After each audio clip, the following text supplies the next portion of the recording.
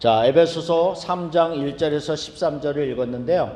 우리가 3장 1절 말씀을 보면 이러므로라고 하는 말씀으로 시작을 하고 있습니다. 그래서 이러므로라는 말씀으로 시작하는 것을 통해서 이 3장의 말씀이 앞에 있는 내용의 말씀을 이어서 지금 연결시켜지는 것을 우리에게 설명하고 있습니다. 그래서 1장과 2장을 우리가 한마디로 딱 얘기하면 그냥 1장의 마지막 부분과 2장의 마지막 부분에 대해서 무엇을 얘기하고 있었냐면 하나님의 특별한 그 선택하심을 통하여서 하나님 그리스도 안으로 들어온 자들은 그리스도의 몸된 교회이다 라고 하는 것을 얘기했어요. 그렇죠?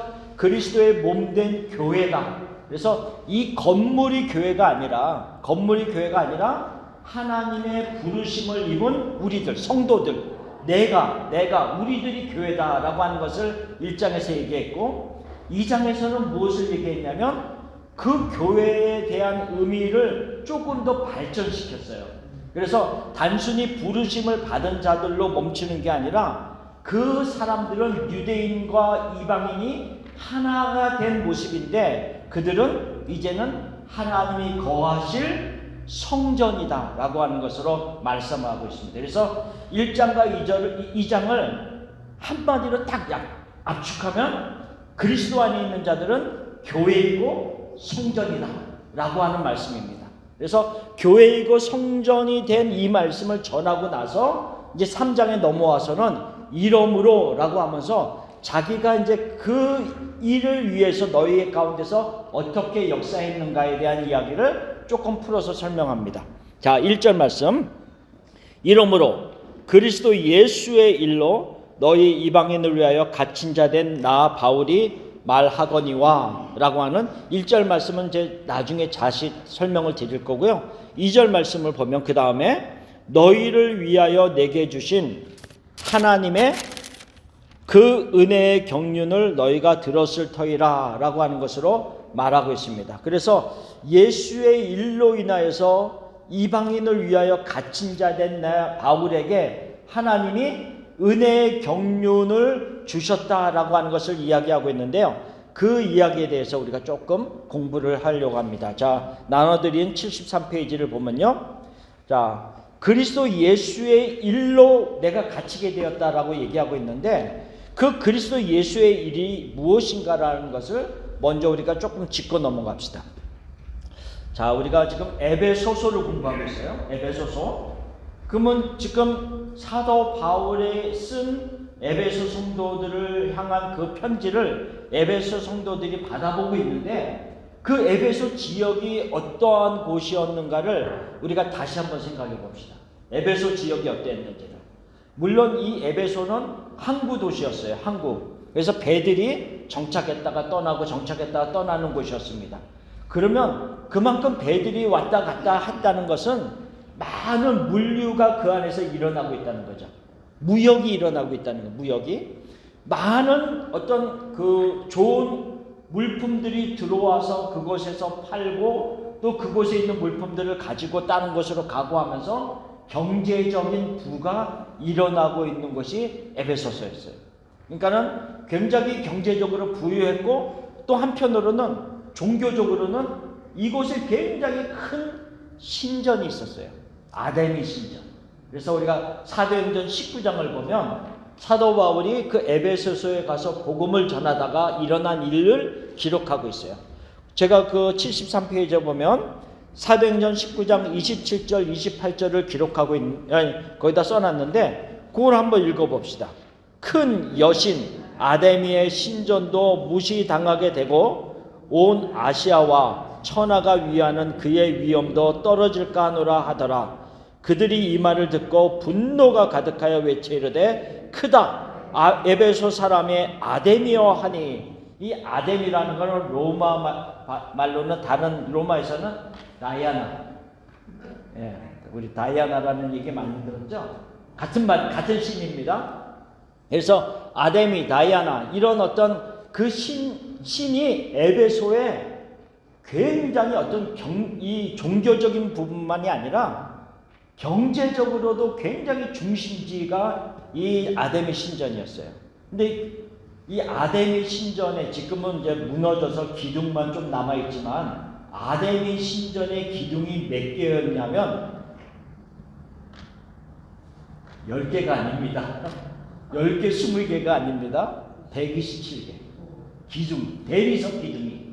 그래서 이 세 개의 7대 불가사에 들어갈 정도로 어마어마한 성전이었어요. 신전이었어요. 그러니까는 그 아담의 신전이 중심을 딱 자리 잡고 있고 그 일로 인하여서 여기서도 기록하고 있지만 에베소에 사는 사람뿐 아니라 온 세계의 사람들이 그 신전을 찾아왔단 말이죠.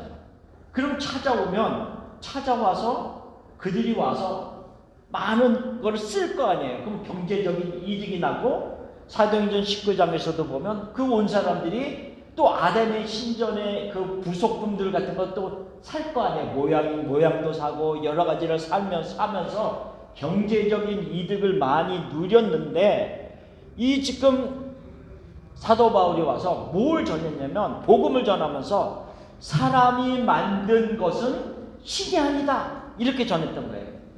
그러면 아담이 신전에 있는 그 사람이 만든 우상들은 신이 아니다라고 전하니 이 사람들이 그냥 너무 화가 나는 거지. 우리가 경제적으로 얼마나 이득을 보고 있는데. 그래서 지금 이 19장의 말씀을 기록하고 있는 거예요. 그래서 사람들을 막 부추기면서 선동하니까 그 28절에 그 사람들이 에베소 사람들이 분노하면서 에베소 사람의 아담이여라고 하면서 큰 소리로 막 외치는 일이 있었단 말이죠. 자, 다시 한번 생각해. 에베소는 어떤 곳이었다고요? 이 아담이 신전이 중심을 딱 자리 잡고 있고 항구 도시로서 많은 경제적으로 또한 종교적으로 이렇게 움직이고 있는 그런 에베소 도시였다라는 것을 기억을 해야 돼요.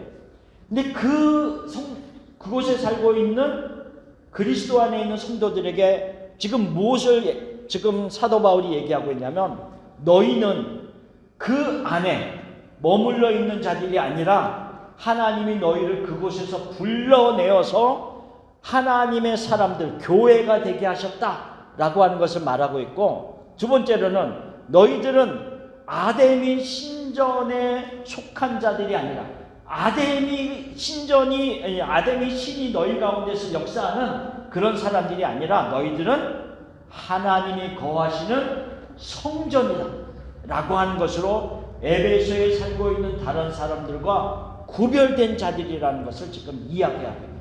구별된 자들. 그래서 지금 그리스도 예수 일이라는 것 사도 바울은 그것을 전하고 알려주는 게 예수의 일이란 말이에요. 그렇죠? 이 복음이잖아요. 이게 복음. 그래서 너희들은 에베소에 살고 있지만 그 속에 속한 자들도 아니고 아담이 신전에 속한 자들도 아니고 너희들은 하나님의 특별한 부르심을 받고 하나님의 성전이 된 자들이다 라고 하는 것을 알려주는 것이 그리스도의 사도로서 그것이 예수 그리스도의 일이다 라고 하는 것을 말하고 있다는 거죠. 자, 그러면서 2절에 와서는 뭐라고 얘기했냐? 하나님이 나에게 주신 것이 있는데 은혜의 경륜이다 라고 하는 것입니다. 이 하나님의 일이라는 것은 은혜의 경륜을 다라고 하는 걸로 조금 더 설명을 가고 있습니다. 자, 하나님의 은혜의 경륜. 그 네모박스에 보면 경륜이라고 하는 말로 그 오이코노미아라고 하는 헬라어로 썼습니다. 오이코노미아. 이 오이코노미아는 쉽게 말하면 관리한다, 운영한다라는 얘기입니다. 경영한다라는 얘기를 가지고 있습니다. 더 나아가서는 계획을 짜는 거죠. 우리가 관리를 한다는 것은, 경영을 한다는 것은 계획 없이 이루어지는 것이 아니잖아요. 다 계획을 가지고 하나씩 이루어가는 것이기 때문에 이 경륜, 오이코노미아라고 하는 말을 더 쉽게 얘기하면 경영, 관리, 계획이라고 우리가 생각해 볼 수가 있습니다. 그래서 하나님이 계획을 해 놓으시고 그 계획한 것을 하나씩 이루어 가시는 것을 경륜이라는 말로 설명하고 있는 거죠. 근데 그 경륜을 설명하면서 뭐라 그랬어요? 은혜의 경륜이다 이랬죠. 은혜의 경영. 우리가 회사를 경영하는 데 있어서 그 회사를 경영하는 사장님이 사람이 너무 좋아서 너무 은혜를 많이 베풀어. 우리가 생각하는 너무 자비로운 모습으로 은혜를 많이 베풀면서 회사를 경영한다 라는 의미로도 생각해 볼 수 있겠어요. 그러니까 하나님이 이 온 세상을 섭리하시고 운영해 나가시는데 모든 기반이 어디에서부터 나오냐면 하나님의 그 풍성하신 은혜에서 나오는 경영이다라는 거죠. 그래서 사도 바울이 예수님을 믿기 전에 교회를 핍박하기 위해서 다메섹으로 가고 있었잖아요. 그 다메섹으로 가다가 예수님을 만나잖아요. 그렇죠? 가장 예수님을 열심으로 핍박하던 그를 내치지 아니하시고 예수님의 은혜, 하나님의 은혜를 가지고 그에게 오셔서 그를 부르시고 하나님의 특별한 사명을 그에게 부여하신 것 자체가 사도 바울이 경험으로, 자기 경험으로 이거는 그리스도의 은혜가 아니면 어떻게 설명할 수가 없다는 거죠. 예를 들면 그렇다. 그러니까 사도 바울의 부르심도 은혜의 경영이고 우리를 한 사람 한 사람을 그리스도에게로 들어온 자체도 하나님의 은혜의 부르심이고 경륜이고 경영이었다라고 하는 것을 설명하는 겁니다. 그래서 이 모든 것이 하나님의 은혜다라고 하는 것을 말하는 겁니다. 자, 73페이지, 4페이지로 가봅시다. 그래서 우리가 에베소서 1장 7절을 우리가 공부할 때도 그 말에 뭐라 그랬냐면 우리는 그리스도 안에서 그의 은혜의 풍성함을 따라 그의 피로 말미암아 속량 곧 제사함을 받았느니라 라고 하면서 우리가 속죄함, 속량을 받은 근거를 어디에 두고 있냐면 그의 은혜의 풍성함을 따라서 우리가 제사함을 받았다는 거죠. 한번 우리가 생각해보세요. 우리에게 이제 자녀가 있는, 예를 들면 자녀가 있는데 이 자녀가 말을 너무 잘 들어. 얼마나 예쁠까요? 그렇죠? 엄마, 아빠가 이렇게 하라 그러면 네, 알았습니다. 엄마, 아빠. 그리고 그냥 말을 순종을 잘하면 너무너무 예쁜데 이렇게 해라 그러면 너 청개구리야. 완전히 다른 쪽으로만 행해. 그래도 예쁘죠. 그래도 예쁜데 만약에 너무 심하게 나쁜 짓을 하면 우리 마음이 그래도 자식이니까 마음은 사랑과 마음은 향하는데 너무 우리 마음이 안타깝죠. 그러나 그 상태에서 인간의 부모는 다른 방법은 없어요. 우리의 마음으로 기도하고 우리가 그 영혼이 돌아오기를 바랄 뿐이죠. 근데 지금 하나님은 우리를 향한 그 사랑이 우리가 그냥 하나님과 조금 말을 안 듣는 정도가 아니라 로마서 5장 10절에 보면 뭐라 그랬어요? 우리가 원수 되었을 때, 그렇죠? 우리가 하나님을 향하여 원수 되었을 때 우리를 위하여 그리스도를 보내주셨는데 그 모든 것이 하나님의 사랑으로 시작되었음을 얘기하고 있잖아요. 그렇죠? 그래서 5장 8절 우리가 죄인 되었을 때 로마서 5장 10절은 우리가 원수 되었을 때 하나님이 독생자 예수 그리스도를 보내셨다라고 하는 것으로 우리의 모든 구원은 하나님의 은혜의 풍성함, 모자람이 아니라 풍성함에 시작되었다라고 하는 것을 얘기해요. 그래서 하나님의 은혜의 경륜이다라고 얘기하고 있는 거예요. 자, 에베소서 3장 8절 우리가 오늘 읽은 본문에서도 나오는 건데 3장 8절 말씀 읽어봅시다. 모든 성도 중에 지극히 작은 자보다 더 작은 나에게 이 은혜를 주신 것은 측량할 수 없는 그리스도의 풍성함을 이방인에게 전하게 하시고 라고 합니다. 자기가 예수님을 그 교회를 얼마나 열심으로 핍박인 것을 사도 바울이 알잖아요. 그러니까 그것을 알고 있는 자신을 늘 생각할 때마다 내가 작은 자보다 더 작은 자, 죄인 중에 괴수다 라는 말로 표현을 했다는 거죠. 그러니까는 내가 그냥 단순히 나는 그리스도의 부르심을 받은 자 속에 포함이 안 돼 있는 사람들, 아유 저 사람 너무 싫어, 이런 정도가 아니라 그들을 향해서 너무 강하게 핍박하고 스데반을 순교하는, 스데반이 죽임을 당하는 그 자리에서 주도적으로 일을 했던 사울이었기 때문에 늘 그 생각만 하면 나는 죄인 중에 계시고 작은 자보다 더 지극히 작은 자인 나였을 텐데 하나님의 그 풍성한 은혜로 나를 구원해 주셨다니 너무 감사하다는 거예요. 측량할 수 없는, 그래서 끝이 보이지 아니하는 의미를 가지고 있습니다. 그래서 이 하나님의 은혜의 경륜이다라고 하는 것으로 하나님의 일을 말하고 있는 것입니다. 자, 3절을 보면 이렇게 얘기하고 곧, 그러니까 은혜의 경륜에 대한 이야기를 조금 더 설명하는 겁니다. 곧 계시로 내게 비밀을 알게 하신 것은 내가 먼저 간단히 기록한과 같으니 그것을 읽으면 내가 그리스도의 비밀을 깨달은 것을 너희가 알 수 있으리라 라고 하면서 은혜의 경륜을 계시로 하나님께서 나에게 알게 하셔서 내가 그것을 기록했다는 거죠. 기록하여서 너에게 전달했다는 것을 말하고 있습니다. 자, 하나님의 은혜의 경륜, 그것은 비밀이었습니다. 우리가 에베소서 1장 3절부터 공부할 때 뭘 얘기했죠? 그리스도 안에서 하늘에 속한 모든 신령한 복을 우리에게 주셨는데 그 복을 주시기 위해서 처음에 우리를 어떻게 했어요? 창세전에 우리를 택하셨다 그랬어요. 창세전에 우리를 택하시고 그리스도 안에서 우리를 예정하시고 우리를 하나님의 양자 자녀가 되게 하시고 이러면서 하나하나 설명했단 말이죠.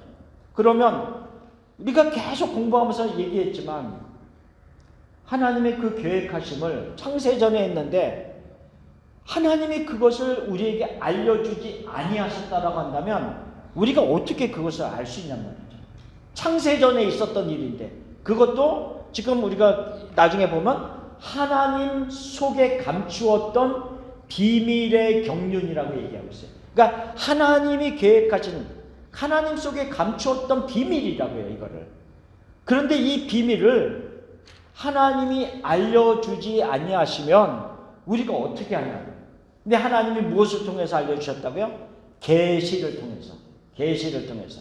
그러니까는 하나님이 성령의 역사하심을 통해서 하나님의 사람들에게 특별히 이런 감추어졌던 비밀을 드러나게 하셨단 말이에요. 드러나게 하셨다. 그러니까 하나님의 비밀을 내가 깨닫고 나서 너무 좋은 거예요. 너무 좋은 거야. 그러니까 이 비밀을 사도들이, 선지자들이 전하기 시작하는 거죠. 어떤 사람은 기록하기 시작하는 거죠. 그래서 그 말로 전하게 하시고 기록한 글로 전하게 하셔서 그 당시에 살고 있는 사람들에게도 그 은혜의 경륜, 이 비밀을 그들이 깨닫게 하시고 후에 오는 다른 세대들에게도 또한 이 계시된 말씀을 보면서 아, 하나님의 말씀이 이렇구나 라는 것을 알게 한다는 거죠. 우리가 이제 보통 그런 얘기가 많이 하잖아요. 가끔 이거 특별히 비밀인데 너한테만 얘기해 줄게. 알고 보면 다른 사람도 알고 있어. 근데 어쨌든 간에 뭐 가까운 어떤 사람이 이거 비밀이야, 너한테만 알려줄게 그러면서 알려줬는데 그게 진짜 굿뉴스라고 한다면 얼마나 기쁘겠어요. 그냥 뭐 허접한 얘기들이 아니라 진짜 굉장히 중요한 뉴스라고 한다면 와, 고마워. 이렇게 우리가 할 수가 있겠죠. 그러니까 이 하나님이 창세 전부터 계획한 이 계획을 사람들은 알 수가 없었는데 하나님이 성령을 통해서 내가 너한테만 알려줄게. 그러면서 계시를 통해서 특별히 하나님의 사도들과 선지자들에게 전달해 줬다는 거예요. 그러니까 그 사명을 받은 자들이 그 계시를 통해서 하나님의 계획을 깨달은 거예요. 와, 너무너무 귀하거든요. 그러니까 이거를 안전할 수가 없는 거예요. 안전할 수가 없어. 그러니까는 이 복음을 들고 하나님의 나라의 역사를 위해서 나가기 시작하는 거죠. 나가기 시작하는 거예요. 그러면서 그 일들을 하나씩 하나씩 이루어가는 겁니다. 그래서 계시로 바울에게 이 비밀을 알게 하신 하나님이 3절 4절에 나오는데, 그거를 다시 한번 읽어보면 창세전부터 세우신 하나님의 구원 계획의 경륜은 하나님께서 알려주시지 않는다면 알 수 있는 사람은 아무도 없다는 거죠. 따라서 계시를 통해서 하나님의 계획, 즉 하나님의 비밀을 사도들과 선지자들에게 알리심으로 우리를 향해서 그 비밀을 깨닫게 하시고, 깨달은 그들이 말로 전하고 글로 기록하셔서 이 복음이 전달되게 하셨다는 거죠. 그리고 우리가 에베소서 1장에 보면 무엇을 얘기하고 있어요? 하나님이 그것을 알게 하기 위해서 우리에게 모든 지혜와 총명을 우리에게 허락하셔서 우리로 하여금 그 비밀을 깨닫게 하셨다라고 얘기합니다. 그러니까 하나님이 그냥 너희들이 얘기해 줄게, 그냥 알아들어, 이게 아니라 그것을 얼마나 우리에게 알리고 싶었으면 성령을 보내시어서 우리에게 지혜와 총명을 주시고, 그것을 통해서 하나님의 말씀을 하나씩 하나씩 알아가는 그 기쁨을 주셨다는 거죠.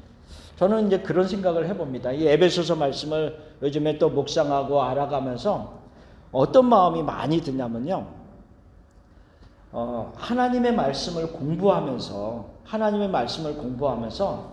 내가 조금 알았던, 물론 에베소서를 우리가 처음 듣는 것이 아니니까 우리가 그 말씀을 알았던 의미를 조금 더 깊이 알아가고 그것을 통해서 하나님의 마음을 더 깨닫게 되고, 그러면서 그 얻어지는 진리를 알아가는 기쁨, 진리를 깨닫는 기쁨이 얼마나 귀한 것인지를 다시 느껴요. 그러니까는 우리가 하나님을 더 자세히 알아간다는 거, 말씀을 통해서 알아간다는 이 기쁨이 너무 귀하다는 거죠. 옛날에 제가 지난번에도 공부할 때 이걸 얘기했지만, 이게 제가 가지고 있는 이 조각들이 뭐겠어요? 퍼즐 조각입니다. 퍼즐 조각. 제 아내가 퍼즐하는 걸 3개만 가져왔습니다. 그때도 얘기했지만 제 아내 같은 경우는 퍼즐을 하면은 이게 정신이 이게 쉰대요. 편안하게 쉰대. 저는 퍼즐을 하면 너무 스트레스 받아요. 저는 신경을 못 써요. 퍼즐하면.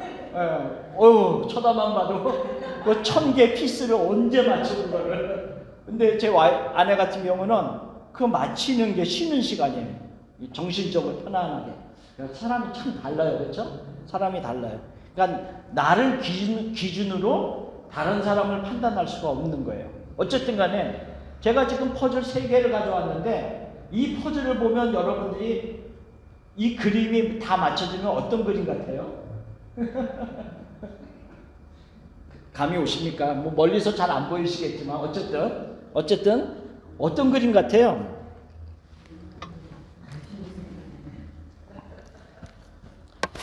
자, 이런 그림입니다.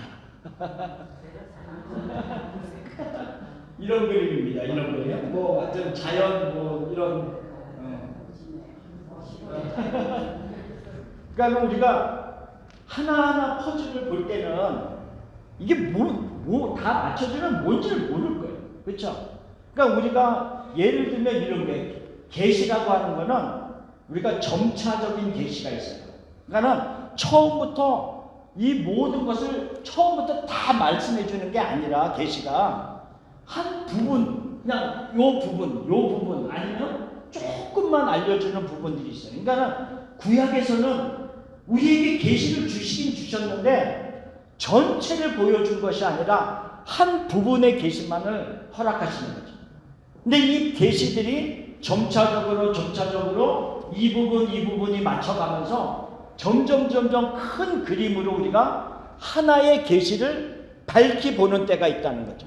지금 사도 바울이 그 얘기를 하는 거예요. 우리가 다른 세대에서는, 여기서 지금 4절을 보면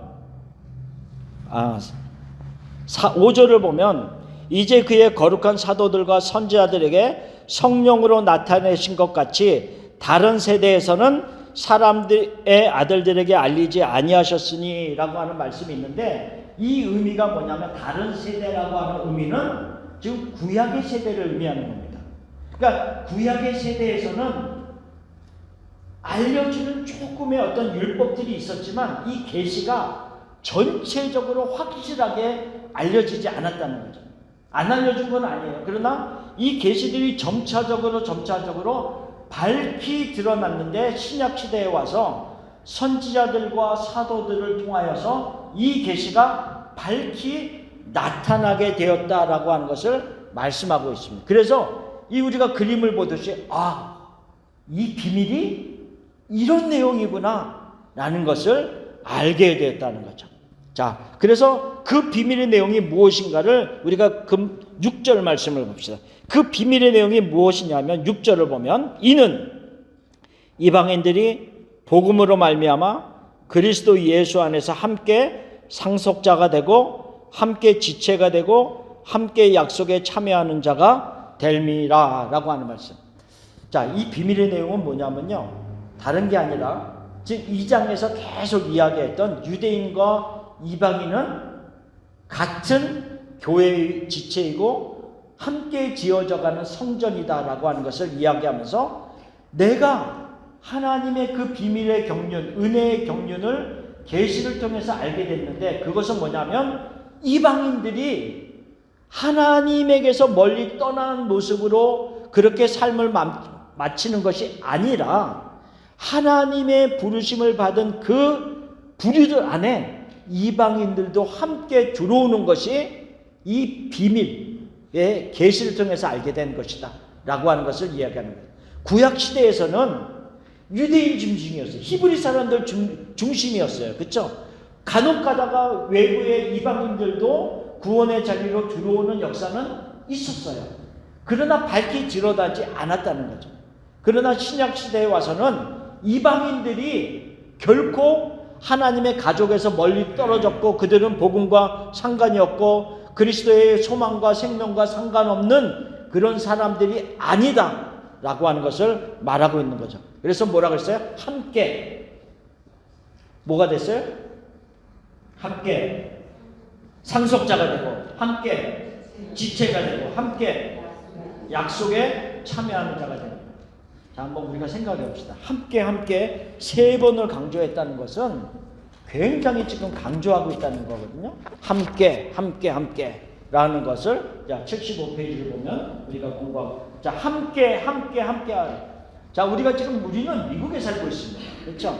미국에 살고 있기 때문에 우리는 미국에 살면서 우리가 뭐 집을 사거나 차를 사거나 이런 것들을 우리가 이곳에서 마음껏 살 수가 있습니다. 다른 규제가 없습니다. 불과 몇십 년 전만, 오래전만 해도 흑인들은 마음껏 집을 살 수 있는 그런 모습이 아니었습니다.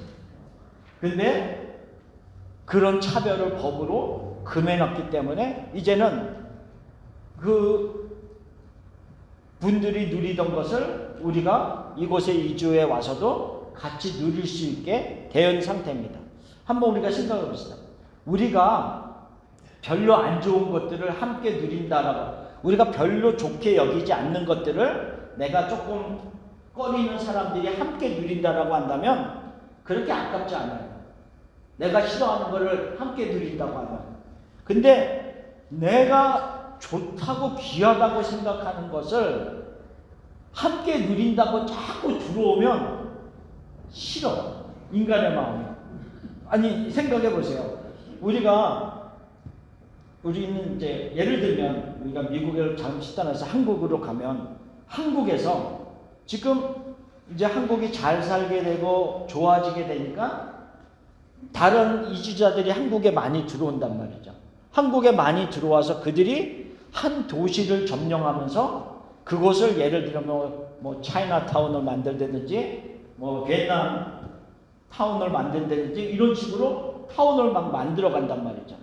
우리는 지금 동떨어져서 미국에 살면서 그거를 조금 뭐 멀리 떨어져 있는 상태이지만 우리가 한국에 있는 사람들은 그거를 달갑게 여기지 않는 사람도 많이 있어요. 왜? 우리 땅인데 빼앗기는 것 같거든. 근데 우리가 거꾸로 생각해보면 우리는 미국 땅에 와서 우리는 이 좋은 땅들을 점령해 가고 있단 말이죠. 그렇죠. 옛날에 백인들이 좋은 땅에 살고 있었는데 하나 들어와서 우리가 하나씩 코리아 타운을 만들어 가잖아요. 그러니까는 그리고 백인들은 점점 외곽으로 점점 물러가고. 그러니까 이런 거를 생각해 보면 물론 인간의 마음 속에서는 그거를 별 대수롭지 않게 그냥 받아들이고 함께 누리는 사람들도 있지만 어떤 사람들은 내가 너무 좋게 여기던 이 지역을 아니면 이런 것들을 함께 누린다고 막 들어오는 저 사람들이 싫다고 하면 함께 누리고 싶지 않는 거예요. 근데 생각해 보세요. 유대인과 이방인들은 너무너무 심각한 벽이 있었던 사람들이라고요. 너무 오래전부터 벽이 있었던 유대인과 이방인이었는데 유대인들, 히브리 사람들이 자기네들만 누리고 있었던 하나님의 율법, 하나님에게서 받는 어떤 그 복들, 이런 것들을 자기네들만 누리고 있다라고 생각하고 자기네들이 선민이라고 생각하며 살았는데 갑자기 이방인들이 들어와서 함께 상속자가 되고 함께 지체가 되고 함께 하나님의 약속에 참여하는 자가 된다고 하니 그거를 굉장히 유대인들은 한편으로는 반발하면서 밀어내는 사람들도 많이 있다는 거죠. 그러나 이게 복음이다라고 하는 것을 사도 바울은 깨달았기 때문에 이방인들에게 주저없이 말하고 있어요. 걱정하지 말아라. 이것은 하나님의 계획이었고 하나님의 경영이다. 하나님의 경륜이다라고 합니다. 너희들은 더 이상 외인도 아니고 약속에 아무 상관없는 자들도 아니라 너희들은 이제 그리스도의 몸된 지체들이다라고 하는 것을 그들에게 말하고 있어요. 그럼 이 유대인의 입장에서 보면 우리들도 이방인이에요. 나도 이방인이에요. 나도. 그렇죠? 그러니까 그 사도 바울을 통해서 나에게도 우리 각자에게도 말씀하는 내가 너희를 구원하기 위해서 계획했고 그것을 하나씩 이제까지 이루어온 경륜이 있었다라고 하는 것을 말하고 있는 거죠. 그래서 이 복음을 위해서 사도 바울이 일꾼이 되었고 이것을 전하는 자가 되었다라는 것을 얘기하고 있어요. 자, 함께 상속자가 되었다라는 것. 자, 그것을 봅시다. 함께 상속자가 됐다는 것은 같이 함께 하나님의 자녀가 됐다는 의미예요. 하나님의 모든 것을 누릴 수 있는 자녀가 되었기 때문에 상속자가 되는 겁니다. 그래서 로마서 8장 17절에 보면 자녀이면 또한 상속자 곧 하나님의 상속자요 그리스도와 함께한 상속자니라고 하면서 우리는 자녀이기 때문에 하나님의 모든 것을 받을 수 있는 상속자가 되었다라고 하는 것을 얘기합니다. 그래서 우리가 누차 얘기하지만 누가복음 15장에 첫째 아들, 둘째 아들 나오잖아요. 그렇죠? 첫째 아들, 둘째 아들. 첫째 아들은 유대인을 상징하는 거예요. 둘째 아들은 이방인을 상징하는 거예요. 근데 이 누가복음 15장을 예수님이 누구에게 말하고 있냐면 유대인들에게 말하고 있는 거예요. 유대인들에게. 그러니까 초점이 지금 유대인들에게 말하면서 첫째 아들의 행동을 너희들이 좀 봐라 이런 얘기를 하는 거예요. 그러니까 초점은 둘째 아들이 사실은 아니에요. 근데 둘째 아들은 어쨌든 나가서 탕자와 같이 살다가 돌아왔어요.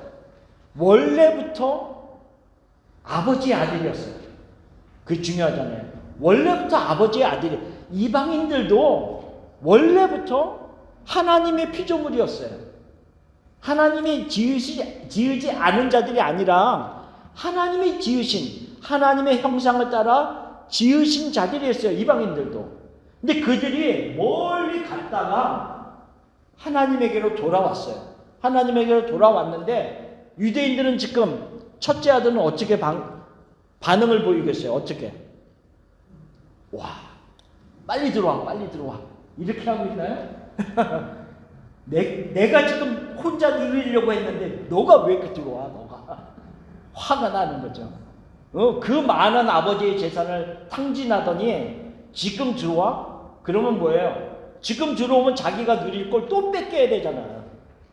그렇죠? 이미 너 거는 가지고 나갔는데 왜 다시 돌아오면 또 내가 가지고 내 건데 함께 누려야 되잖아요. 그게 싫은 거죠. 함께 누리는 것 자체가 싫어요. 그러니까는 예수님이 그 첫째 아들의 모습을 통해서 유대인들에게 너의 모습들을 봐라 라고 말씀하시는 거예요. 너의 모습들이 이런 모습이다 라고 하는 것을 얘기합니다. 그러니까 어쨌든 이방인들 둘째 아들은 다시 돌아왔어요. 그래서 함께 다시 자녀가 된 거예요. 회복이 되는 거예요. 상속자가 되는 거예요. 함께 지체가 된다 그랬어요. 같은 몸의 구성원이 됐단 말이에요. 같은 몸의 구성원이 됐어요. 아무리 꼴보기 싫은 사람도 전체 그리스도의 몸된 우주적인 교회의 입장에서 보면 그 사람도 나와 함께한 그리스도의 몸된 지체가 될 수 있다. 아니 어떻게 저 사람이 예수님을 믿고 나랑 같은 지체가 될 수가 있어? 내가 너무 싫어도 아무 상관없어요. 하나님이 선택하시고 하나님이 계획하시고 그를 구원하셨다라고 한다면 그는 그리스도의 몸된 지체가 된다는 것을 얘기하고 있어요. 자, 그리스도의 몸된 지체가 된다는 의미는 우리가 다르게 생각해 보면요, 이런 의미를 가지고 있어요. 자, 유대인이나 이방인이나 함께 지체가 됐어요. 근데 유대인 입장에서는 그래, 오케이, 지체가 된 것까지 내가 그래 이해해, 받아줄 수 있어. 그러나 너는 중요한 역할은 할 수 없어. 지체가 된 건 내가 오케이. 근데 중요한 역할은 너 하지 마. 그것까지는 내가 못 봐주겠어. 그러니까 그리스도 안에서 몸된 교회 안에서 중요한 역할은 우리만 할게. 너는 뒤지다거리 해. 이런 의미가 아니라는 거예요. 같은 몸된 지체가 됐다는 것은 나도 중요한 역할을 할 뿐만 아니라 이방인인 너도 그리스도의 몸된 지체로서 중요한 역할을 함께 누리는, 함께 행동하는 그 사람이 너도 돼 라는 의미를 다 가지고 있다. 그러니까 단순히 같이 지체됐다는 의미가 아니에요. 함께 중요한 역할을 나누면서 할 수 있는 그런 모습이 되라. 제가 오래전에 어느 미국 교회를 출석한 적이 있었는데요. 그 교회 그 시니어 패스터가 백인이었어요. 근데 수석 목사님과 같은 분은 흑인 목사님이셨어요. 근데 그 교회 구성원들 보면 뭐 각종 인종이 다 섞여 있어요. 근데 그 백인 목사님이 이제 그 담임 목사님이 나와서 가끔 이제 설교를 이제 다른 목사님도 하시니까 주일날 그러면서 나와서 이제 오늘 설교는 누가 합니다. 이러면서 설교할 분에 대한 소개를 잠깐 하고 내려가는 적이 있어요. 근데 뭐라고 얘기하냐면 오늘은 자기가 제일 좋아하는 목사님이 설교하신대. 근데 그분이 흑인 부목사님이었어요. 그렇게 소개하고 내려가요. 내가 너무 좋아하시는 목사님이 오늘 설교하십니다. 그러면서 소개하고 내려가더라고요. 그러니까 별거 아닌 것 같지만 그 리더십에서 그 인종과 상관없이 하나 된 모습으로 그 교회를 이끌어가는 모습 속에서 함께하는 모든 무리들이 같이 따라가는 거죠. 그리스도 안에서 나는 중요한 역할을 하지만 너는 안 돼. 이게 아니라 너와 내가 하나가 돼서 함께 역할들을 감당해 나가는 그 교회의 모습이라는 거죠. 교회의 모습. 그러니까 우리가 교회 성전을 제가 자꾸 얘기할 때 여러분들이 무엇을 생각해야 되냐면 교회라고 하는 것은 결코 교회라고 하는 것은 건물이 아니다라는 걸 꼭 자꾸 생각해야 돼. 교회는 우리 성도들의 우리 모임, 이 모임 내가 교회고 내가 성전이라는 것을 꼭 기억해야 돼. 오래전에 제가 한국에서 이제 있었을 때 어려서부터 출석하던 교회가 이제 그 태계를 5가에 있었는데 그 있던 교회가 제가 이제 대학생 시절에 역삼동으로 이사를 갔어요. 예, 크게 지어서 또 이제 이사를 갔어요. 이사를 가서 이제 이사 간 지 한 1년, 2년 지난 후에 한번 그 교회를 옛날에 우리가 있었던 교회를 가보자 그러고 친구들과 같이 갔어요. 갔는데요. 없어졌어요. 주차장이 됐어요, 주차장이. 그러니까 이제 다른 건물을 짓기 전이었던 것 같아요. 그게 내가 어려서부터 예배하고 뛰놀고 곳곳 구석을 다 알고 있는데 그 모든 것이 싹 사라져버린 거예요. 와, 그걸 보면서 얼마나 제가 충격을 받았는지 몰라요. 내가 신앙생활하면서 함께했던 모든 게 없어진 것 같은 그런 충격이었어요. 그래서 친구들하고 같이 그 모습을 보면서 와, 말을 못 잇다가 어쨌든 그리고 이제 돌아왔는데, 그리고 몇십 년이 흘렀어요. 몇십 년이 흘렸는데 한 5, 6년 전인가요? 5, 6년 전에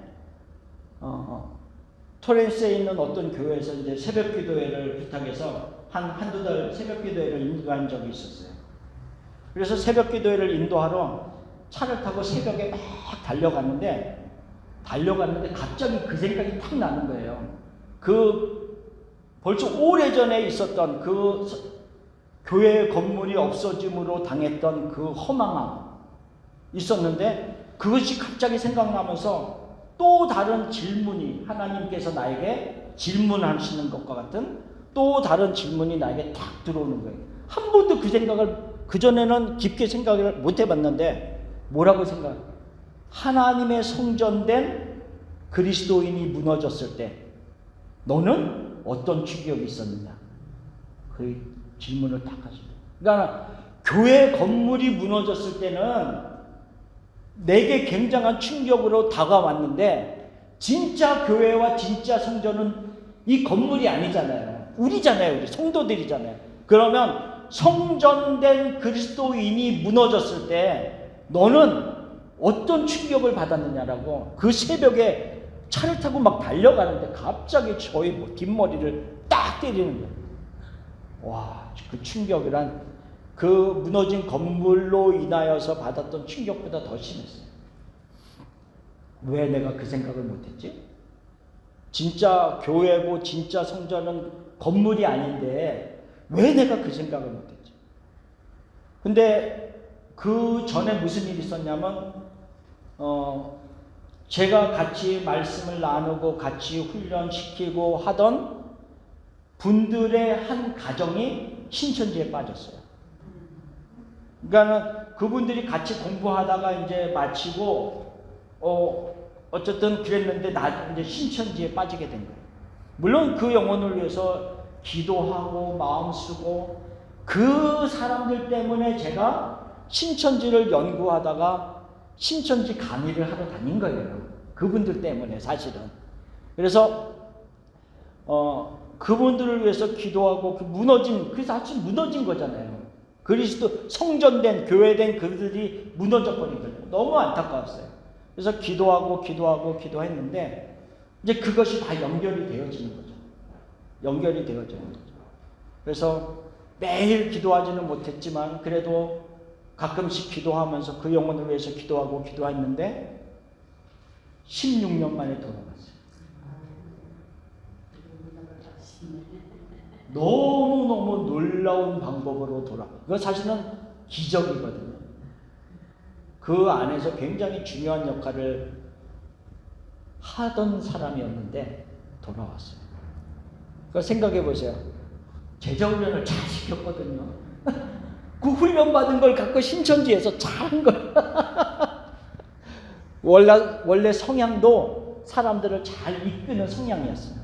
그러니까는 그 역할을 잘 하다가 하나님의 특별한 섭리 속에서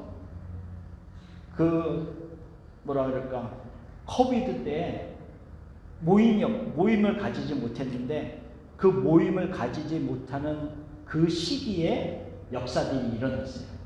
그 몇몇 핵심적인 사람들 속에서. 그래서 그 사람보다 더 핵심적인 그 멘토와 같은 사람이 돌아오면서 이 사람에게 그 사실을 얘기했고 같이 돌아옵니다. 그러니까는 저는 이제 그 생각이 들어요. 제가 왜 이제 교회고 성전에 대한 이야기를 하다가 이런 얘기까지 했는데 왜 그러냐면 우리 한 사람 한 사람이 교회고 우리 한 사람 한 사람이 성전이라는 것을 잊어버리면 안 돼요. 우리가 그리고 나만 교회가 아니라 나만 성전이 아니라 함께 성전이 되는 거고 함께 교회의 지체가 되는 거예요. 몸된 교회의 지체. 그래서 우리 모두가 같이 세워지는 것이 필요하다는 것을 얘기했어요. 그래서 이 일을 위해서, 이 복음을 위해서 내가 일꾼이 되었다라고 사도 바울이 얘기하는 거예요. 이 일이 너무 중요하니까 내가 일꾼이 되었다라고 하는 것을 얘기합니다. 자, 7절 말씀을 봅시다. 이 복음을 위하여, 이 복음은 뭐예요? 함께 라고 말했던, 함께 상속자가 되고 함께 지체가 되고 함께 약속에 참여하는 이것이 복음이다라는 거죠.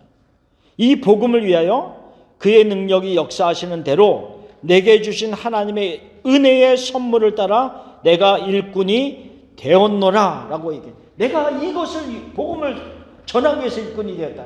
생각해 보세요. 원래 유대인은 어떤 모습이었어요? 유대인들은 이방인들 옆에 가지도 않던 사람이었어요. 그렇죠? 사마리아 땅을 지나가지도 않던 사람이었어요. 원래 사마리아는 이스라엘 백성들이 함께 거하던 곳이었어요. 그렇죠? 아까 우리가 오늘 목사님도 말씀하셨지만 여로보암 2세가 어디에서 왕이 됐어요? 사마리아에서 왕이 됐어요. 근데 왜 사마리아가 이렇게 피하는 장소가 됐냐면 이스라엘이 이제 기원전 722년에 멸망을 했잖아요. 아수르에서 멸망을 당했는데 멸망을 당하면서 이 아수르의 정책이 뭐였냐면 그 이스라엘에 살고 있는 이 사마리아 땅에 살고 있는 사람들을 대부분 많이 다 북방 땅으로 이주시켰어요. 북방 땅으로 이주시키니까 이 사마리아 땅이 텅텅 비게 됐잖아요. 비게 되니까 무슨 일이 일어났냐면 맹수와 같은 것들이 이 빈 땅이니까 막 나타나기 시작했다는 거예요. 거기서는 이제 사자가 나타났다 이렇게 성경은 얘기하고 있는데 맹수들이 나타나는 거예요. 그래서 이게 어떻게 하면 되겠냐 그랬더니 사람을 살게 해야 되니까 어떻게 했냐면 북방 땅에 살고 있는 다른 민족들을 사마리아 땅으로 이주시킨 거예요. 그래서 원래 하나님의 백성이었던 이스라엘 백성들은 북방으로 가고 북방 땅에 살고 있던 다른 이방인들이 사마리아로 온 거예요. 근데 사마리아에 그나마 남아있었던 하나님의 사람들도 있었을 거 아니에요. 근데 오랜 시간이 되면서 서로 섞이게 되는 거죠. 그래서 그곳이 이방의 나라가 된 것처럼 여겨지는 거죠. 그래서 유대인들은 심지어 그 사마리아 땅으로도 지나가지 않는 거예요. 이제는 왜? 부정을 탈까 봐. 그래서 돌아가는 거죠. 그런 모습이 된 거예요. 근데 그 사마리아 땅을 예수님은 돌아갔어요? 아니죠. 지나갔죠. 의도적으로 가셨어요. 누구를 만나려고? 우물가에서 여인을 만나요. 그렇죠? 우물가에서 만나는 그 여인을 의도적으로 만나려고 사마리아 땅으로 가시는 거죠. 그러니까 예수님은 이방인을 만나면 내가 부정을 타는 것이 아니라 예수님에게 가까이 오는 모든 부정한 사람들은 오히려 거룩함으로 변화되어진다 라는 메시지예요. 유대인들은 인간이기 때문에 자기가 부정한 곳에 가면 자기가 부정을 탄다라고 그렇게 성경 율법에 따라 행했지만 예수님은 아무리 부정한 어떤 것들도 예수님 가까이 오면 그 부정한 것들이 오히려 거룩함으로 변화되어진다라고 하는 그 말씀을 하고 있는 겁니다. 그래서 이 복음을 전하기 위해서 그토록 이방인들을 피해 다니던 유대인이었던 사울, 변화되어서 그 또한 바울이라고 불리는 이 사울이 결국은 그리스도의 복음을 받아들이니까 후에는 어떻게 돼요? 복음을 들고 이방인을 찾아가잖아요. 완전히 변혁을 이루는. 옛날에는 이방인을 피해서 다니던 사람이었다면 이제는 복음을 들고 이방인을 찾아가는 완전히 삶의 변화가 일어났음을 이야기하고 있습니다. 이렇게 나를 일꾼이 되게 한 이유는 무엇이다? 8절에 보면 측량할 수 없는 그리스도의 풍성함을 이방인에게 전하게 하시기 위함이다. 계속 얘기하고 있는 말씀입니다. 그리스도의 풍성함.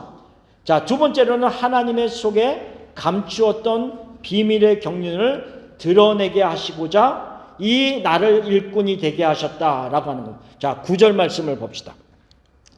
영원부터 만물을 창조하신 하나님 속에 감추어졌던 비밀의 경륜이 어떠한 것을 드러내게 하려 하심이라. 그러면서 10절 처음에 뭐라 그랬어요? 이것은 무엇이다라는 걸 얘기해. 이게 이제 굉장히 중요한 포인트예요. 10절 말씀이.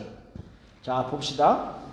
자, 이 비밀의 경륜을 내가 전하기 위해서 나를 일꾼으로 부르셨다.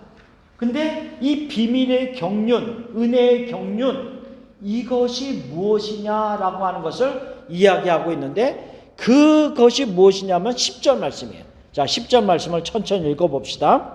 이는 이제 교회로 말미암아 하늘에 있는 통치자들과 권세들에게 하나님의 각종 지혜를 알게 하려 하심이니. 자, 11절도요. 곧 영원부터 우리 주 그리스도 예수 안에서 예정하신 뜻대로 하신 것이다. 자, 이 10절 말씀이요, 굉장히 중요한 말씀입니다. 이게 무슨 말이지? 라고 생각이 들 수 있지만 10절 말씀을 좀 설명을 드리겠습니다. 자, 내가 일꾼이 되어서 지금 이 하나님이 나에게 주신 비밀의 경륜을 너희들에게 전하고 있는데, 이 비밀의 경륜, 하나님 속에 감추었던 이 비밀의 경영은 무엇이냐 하면 10절에 보면 교회로 말미암아, 교회를 통하여서 하늘에 있는 통치자들과 권세들에게, 예를 들면 하늘에 있는 천사들에게, 심지어는 악한 영들에게, 그러니까 하늘에 있는 영적 존재들을 얘기하는 겁니다.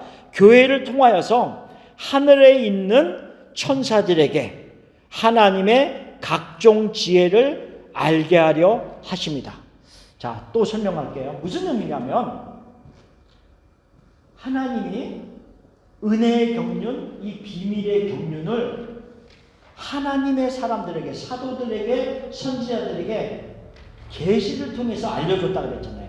계시를 통해서. 그러니까 내가 어떻게 창세전부터 구원의 계획을 세웠고, 이 구원의 계획을 하나씩 하나씩 어떻게 이루어 가고 있음을 계시를 통해서 하나님의 사람에게 알려줬단 말이죠.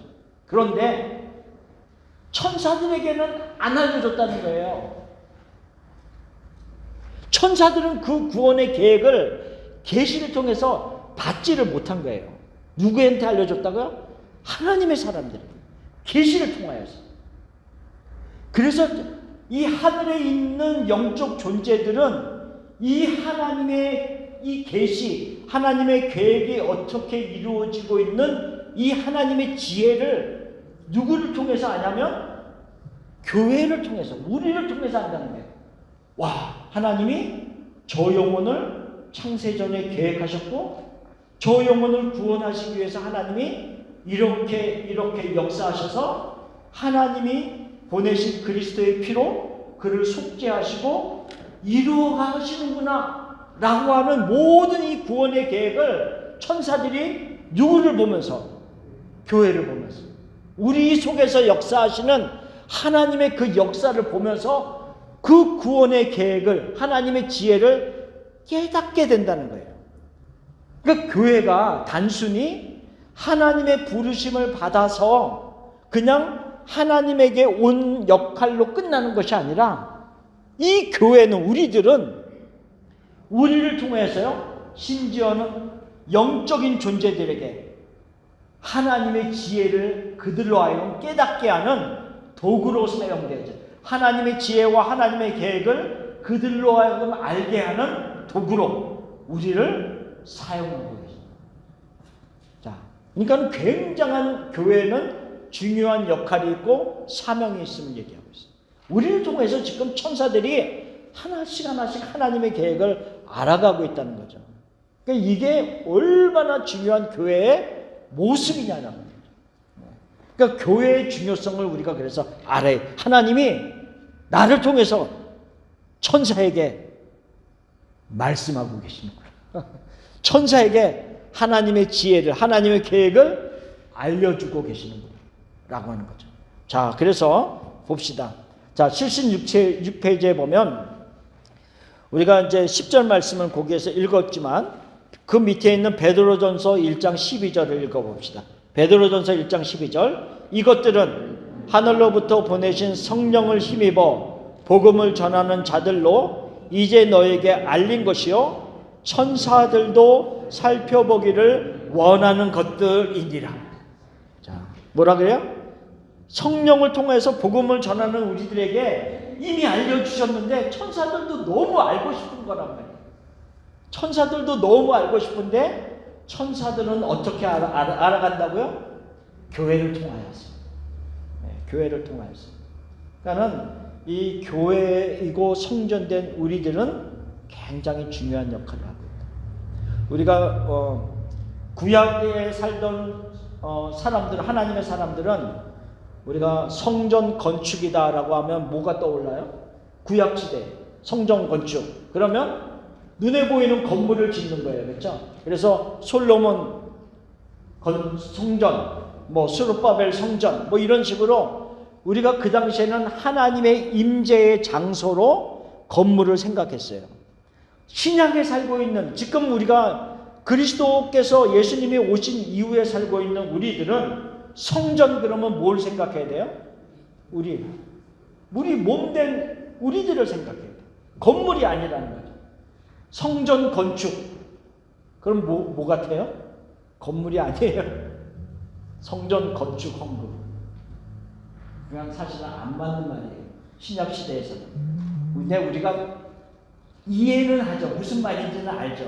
그러나 원론적으로 말하면 성전이고 교회는 하나님의 사람들이 성전이고 하나님의 사람들이 교회다라고 하는 것을 우리가 꼭 생각해야 돼요. 그렇죠? 그래서 우리가 예를 들면 좋은 비전 교회라는 이름으로 우리들이 모였어요. 그렇죠? 우리가 그래서 좋은 비전 교회는 어디에 있어요? 이러면 우리가 보통은 교회 건물이 있는 이곳을 우리가 얘기를 해요. 이해는 돼요. 이해는 돼요. 그러나 더 맞는 것은 우리가 있는 그곳이 교회의 장소예요. 우리가 교회이기 때문에. 그렇죠? 그러니까 우리가 이런 통상적으로 쓰는 말들을 이해는 하지만 자꾸 제가 이렇게 말씀드리는 이유는 우리가 가지고 있는 어떤 그 관념적인 이게 고착되어 있는 개념을 자꾸 깨트리라는 거예요. 성경적으로 우리가 받아들이라는, 성경적으로. 그래서 교회는 그리스도 안에 있는 우리들이고 성전은 그리스도 안에 있는 우리가 성전이다라고 하는 것을 자꾸 생각해야 됩니다. 자, 그래서 13절을 보면 이 모든 것을 이야기한 사도 바울이 13절에 뭐라고 얘기하고 있냐? 그러므로 너희에게 구하노니 너희를 위한 나의 여러 환난에 대하여 낙심하지 말라. 이는 너희의 영광이니라 라고 얘기하고 있어요. 자, 그러므로라고 얘기하면서 뭐라고 얘기하면 내가 받고 있는 환난, 고난 때문에 낙심하지 말아라 라고 얘기하고 있는 모습입니다. 자, 1절 말씀을 다시 돌아가 봅시다. 3장 1절을 보면 뭐라고 얘기하고 있냐면 이러므로 그리스도 예수의 일로 너의 이방인을 위하여 갇힌 자 된 나 바울이 말하거니와 라고 얘기하고 있어요. 한번 생각해 봅시다. 사도 바울이 다메섹으로 예수님을 믿는 자들을 잡으려고 막 가다가 예수님을 만나서 변화됐어요. 그래서 그 다음부터는 열심히 주의 복음을 전하는 자로 살았단 말이죠. 그리고 그 살던 삶의 거의 마지막 부분이 되었어요. 그래서 로마의 감옥에 갇혀있다. 근데 우리가 생각해 봅시다. 열심히 평생을 헌신해서 목회자로 살았는데, 예를 드는 거예요. 내가 헌신해서 평생을 목회자로 살았는데, 내가 목회자로서 평생을 살다가 노년이 되었는데, 노년이 된 나의 삶이 너무 힘들어, 너무 공고해, 너무 환난 가운데 있어. 그러면 우리가 제3자의 입장에서 보면 이게 덕이 되나? 이런 질문들을 해볼 수가 있죠. 그렇게 하나님을 위해서 헌신했으면 노년의 삶이 좀 편안하든지 아무런 아픔도 없든지 좀 모두 하나님이 필요해요. 착 갖다 주시던지 좀 이렇게 해야지 덕이 있을 것 같은데, 지금 사도 바울은 지금 어떤 모습이에요? 평생을 그렇게 헌신하면서 살았는데 지금 마지막은 감옥에 갇혀 있단 말이죠. 이러니 혹시라도 영적으로 어린 사람들은 이 일로 인하여서 낙심할 수도 있거든요. 근데 사도 바울이 뭐라고 얘기를 하고 있냐면, 갇힌 자 된 너희를 위해서 갇힌 자 된 나 바울은 이러면서 1절에 얘기했고, 13절에 가서는 나의 이 환난으로 인하여서 낙심하지 말아라. 사도 바울의 관점은 뭐였냐면요, 내가 당하고 있는 이 고난이 초점이 아니었어요. 지금 1장 2장에서 말한 그 엄청난 계시들, 그리고 3장에서 그 계시에 대해서 다시 설명하면서 은혜의 경륜, 비밀의 경륜을 깨달은 것에 대해서 다시 언급하고 있는 이 놀라운 계시에 대한 이야기를 하면서, 이게 너무 귀한 거예요. 지금 이 하나님의 알려주신 이 계시가 너무 귀해요. 너무 귀하다 보니까 내가 지금 당하고 있는 이 환난은 경한 거라, 가벼운 거라. 이 영광의 중한 것과 비교하면 환난은 너무 아프지만, 안타깝지만 영광과 비교해서는 너무 약한 거다. 우리가 지난 목요일날 제가 새벽에 설교하면서 그 얘기를 했지만, 목요일날 새벽에 말씀이 뭐냐면 엘리사가 죽을 병이 들었다가 결국 죽었어요. 그러니까 우리가 생각할 때 엘리사는 어떤 사람이었어요? 능력의 종이었거든요. 능력의 종.